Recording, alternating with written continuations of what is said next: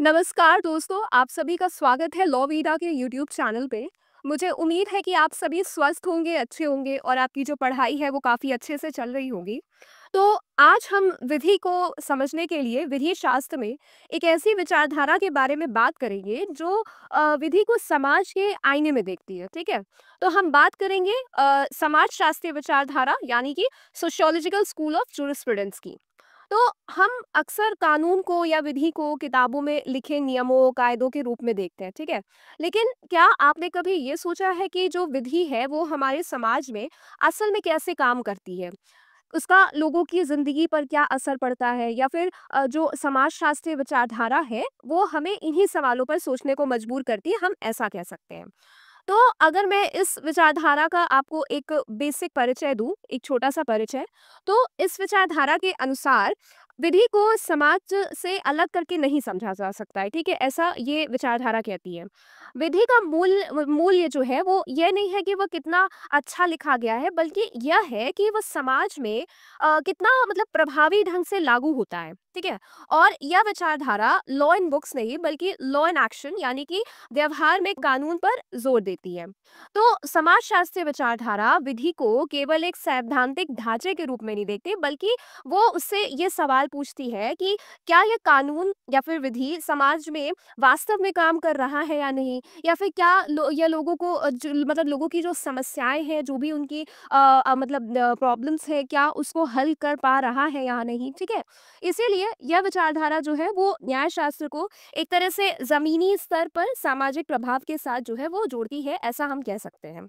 अब अगर हम बात करते हैं इस विचारधारा की उत्पत्ति और विकास की, तो हम देखते हैं कि ये जो विचारधारा है इसका विकास हुआ था 19वीं सदी के अंत और 20वीं सदी की शुरुआत में हुआ, ठीक है। और यह जो विचारधारा है उस समय की दो प्रमुख विचारधाराओं यानी कि विश्लेषणात्मक विचारधारा और ऐतिहासिक विचारधारा, जिन्हें हम एनालिटिकल एंड हिस्टोरिकल स्कूल के नाम से जाते हैं इंग्लिश में, उसके प्रतिक्रिया के रूप में सामने आई थी, ठीक है। उन उस विचारधारा के ऑपोजिशन में आई थी ये। और ये मतलब जो विश्लेषणात्मक विचारधारा है वो सिर्फ कानून क्या है जैसा कि लिखा गया है इस चीज पर ध्यान देती है। वहीं अगर हम बात करते हैं ऐतिहासिक विचारधारा की, तो वो कानून को या विधि को सिर्फ परंपराओं से जोड़ती थी। तो इन दोनों विचारधाराओं की जो सीमा थी, जो भी है मतलब जो उनके लिमिटेशंस है, उनको देखकर कुछ न्यायशास्त्रियों ने महसूस किया कि विधि को समाज के संदर्भ में समझना और उसके सामाजिक प्रभावों का जो अध्ययन है या फिर जो स्टडी है उसको करना आवश्यक है। इसीलिए समाज शास्त्रीय दृष्टिकोण जो है वो सामने आया, जो कहता है कि विधि को सिर्फ किताबी ज्ञान से नहीं बल्कि समाज में उसके असर से समझना चाहिए, ठीक है। क्या वो असर प्रोड्यूस कर रहा है ग्राउंड लेवल पे समाज में, ठीक है, हमारे आसपास के लोगों में, इस रेफरेंस में या फिर इस वर्ब में उसे समझना चाहिए।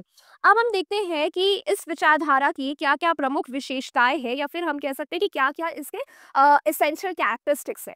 तो सबसे पहला है कि ये जो है ये विचारधारा जो है वो विधि को समाज के साथ बदलता है ऐसा मानती है, ठीक है। तो ये मानती है कि जो विधि है वो कोई स्थिर चीज नहीं है, ये समाज की जरूरतों, मूल्यों और जो भी बदलती परिस्थितियां हैं उनके अनुसार विकसित होती है।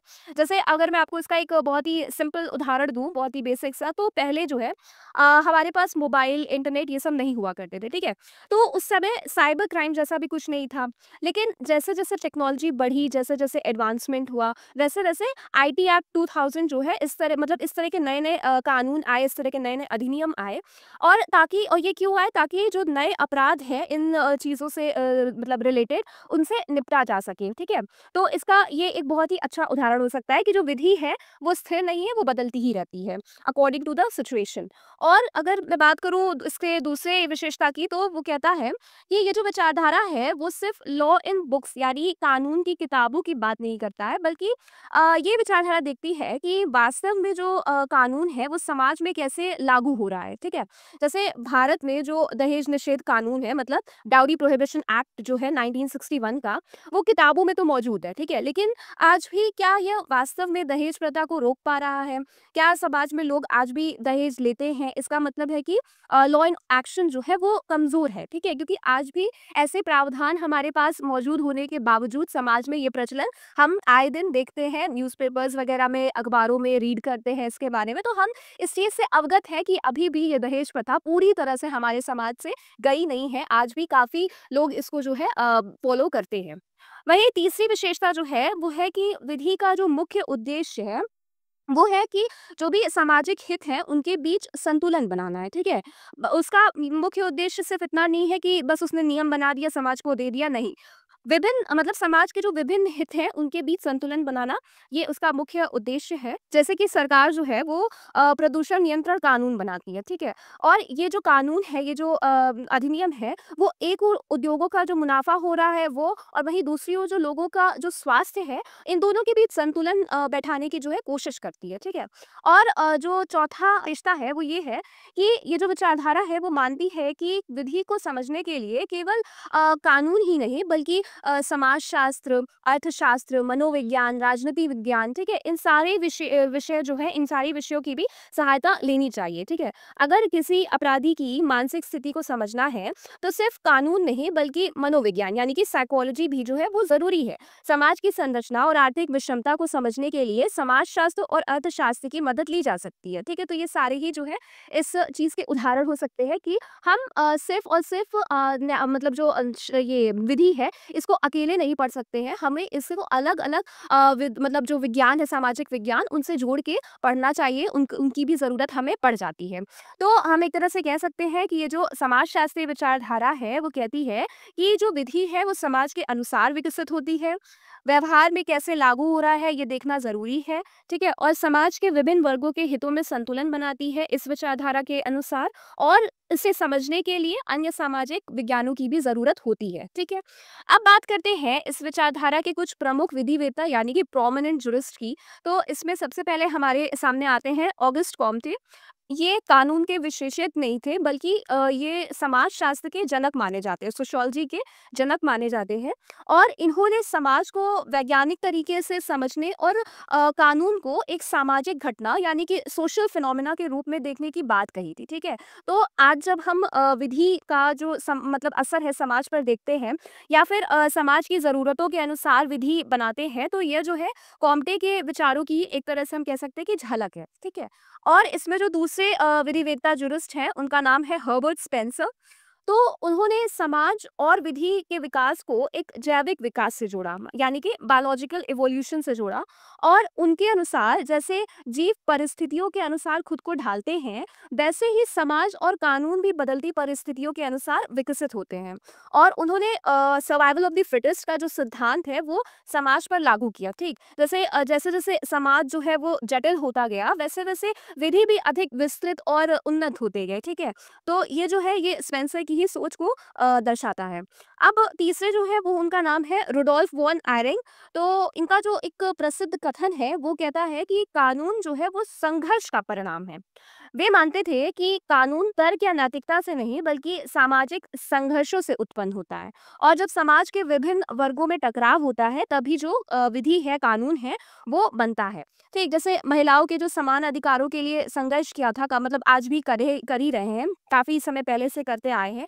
तभी जो घरेलू हिंसा कानून है या फिर जो कार्यस्थल पर यौन उत्पीड़न कानून है, ये जैसे कानून जो है बनाए गए हमारी विधायिका के द्वारा। ठीक, तो ये इस चीज को दर्शाता है कि सामाजिक संघर्षों से ही जो विधि है, जो कानून है, वो उत्पन्न होता है। चौथे जो है हमारे पास वो है रॉस्को पाउंड। तो रॉस्को पाउंड अमेरिका के प्रसिद्ध विधिवेत्ता है यानी कि जुरिस्ट हैं, जिन्हें अमेरिकी समाजशास्त्रीय न्यायशास्त्र का जनक कहा जाता है। और उन्होंने कहा कि विधि को एक सामाजिक अभियांत्रिकी यानी कि सोशल इंजीनियरिंग की तरह उपयोग करना चाहिए।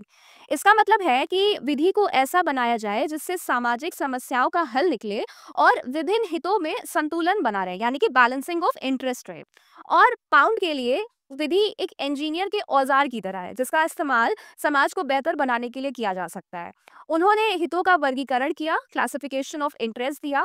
इसमें से सबसे पहला वर्गीकरण था व्यक्तिगत हित यानी कि इंडिविजुअल इंटरेस्ट, जैसे कि संपत्ति, जीवन, स्वतंत्रता, सम्मान आदि। दूसरा है सार्वजनिक हित यानी कि जैसे पब्लिक इंटरेस्ट, जैसे कि राज्य की सुरक्षा, कानून व्यवस्था, प्रशासन की दक्षता आदि। और तीसरा है सामाजिक हित यानी कि सोशल इंटरेस्ट, जैसे पर्यावरण सुरक्षा, सार्वजनिक स्वास्थ्य, परिवार का संरक्षण, नैतिकता, आर्थिक स्थिरता, ये सब, ठीक है? तो अगर मैं इसका आपको एक उदाहरण दूँ तो जैसे जब सरकार जो है वो भूमि अधिग्रहण यानी कि लैंड एक्विजिशन कानून बनाती है, तो वह व्यक्तिगत हित जैसे कि किसानों की ज़मीन का अधिकार और सार्वजनिक हित जैसे सरकार की परियोजनाएँ जो हैं उसके लिए जो ज़मीन है उसका अधिकार और सामाजिक हित जैसे कि विकास और रोज़गार इन सब के बीच एक तरह का संतुलन बनाने की कोशिश करती है, ठीक है? 5वें जो है वो है लियोन डुगोइट। तो इन्होंने सामाजिक एकजुटता यानी कि सोशल सॉलिडारिटी जो है उस पर जोर दिया था और उनके अनुसार विधि का जो आधार है वो है सामाजिक जिम्मेदारी और एक दूसरे पर निर्भरता है, ना कि सिर्फ राज्य की सत्ता, ठीक। और उदाहरण के तौर पे हम देख सकते हैं कि डॉक्टर, किसान, शिक्षक सभी जो है समाज में एक दूसरे पर निर्भर है। कानून इन्हें जोड़कर सामाजिक संतुलन बनाए रखता है। फिर इसके बाद हम ओटोवॉन गिरके के विचारों को देखते हैं। तो गिरके ने सामूहिक व्यक्तित्व यानी कि कॉर्पोरेट पर्सनालिटी का जो सिद्धांत है वो दिया था और इनके अनुसार केवल व्यक्ति ही नहीं बल्कि संस्थाएं और समूह भी जो है वो विधि में कानूनी व्यक्ति माने जाते हैं। जैसे एक कंपनी है वो अपने नाम पर जमीन खरीद सकती है या फिर किसी पर मुकदमा कर सकती है और वो ऐसा क्यों कर सकती है क्योंकि वो एक लीगल पर्सन मानी जाती है, ठीक है। तो ये जो है ये गिरके के सिद्धांत को दर्शाता है। तो इन सभी विचारकों की अगर हम मत को देखें, इनके ओपिनियन को देखें, तो हम ये पाते हैं, हमें ये समझ में आता है कि जो विधि है वो सिर्फ नियमों का संग्रह नहीं है बल्कि ये समाज की ज़रूरतों, संघर्षों या फिर विकास की एक तरह से हम कह सकते हैं कहानी है। और इसे समझने के लिए हमें समाज के जो ढांचे हैं या फिर उनमें जो बदलाव होते आए हैं, उनको भी समझना काफ़ी आवश्यक होगा। तो इसी के साथ हम देखते हैं कि आखिर इस विचारधारा की क्या आलोचना रही है। तो जो समाजशास्त्रीय विचारधारा है, उसकी ये आलोचनाएँ हैं कि ये जो विचारधारा है वो इतनी विस्तृत है कि इससे कानून की सीमाएँ और स्वरूप जो है वो स्पष्ट नहीं हो पाते।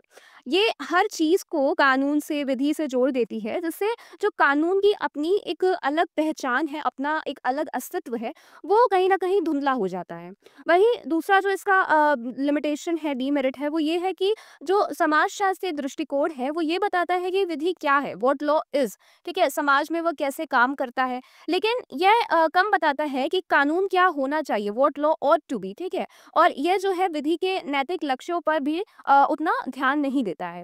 और तीसरी जो इसकी आलोचना है वो ये है कि ये बार-बार सामाजिक हितों की बात करता है, लेकिन जो सामाजिक हित है उसकी कोई एक निश्चित परिभाषा नहीं होती। ये व्यक्ति, समय और परिस्थिति के अनुसार जो है वो बदलते ही रहते हैं। जैसे कि सपोज़ उदाहरण के तौर पे कि एक समूह के लिए विकास का मतलब सड़क बनाना हो सकता है, जबकि दूसरे समूह के लिए इसका जो मतलब है वो पर्यावरण बचाना हो सकता है। तो ऐसे में जो सामाजिक हित है वो क्या है, ये तय कर पाना काफ़ी मुश्किल हो जाता है।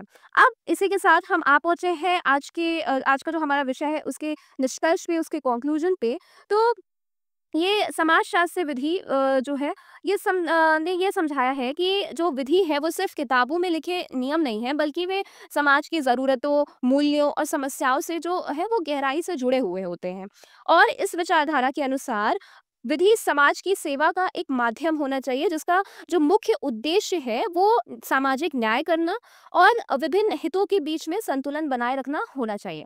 हालांकि समाज शास्त्रीय दृष्टिकोण उपयोगी है परंतु इसमें कुछ कमजोरियां भी हैं।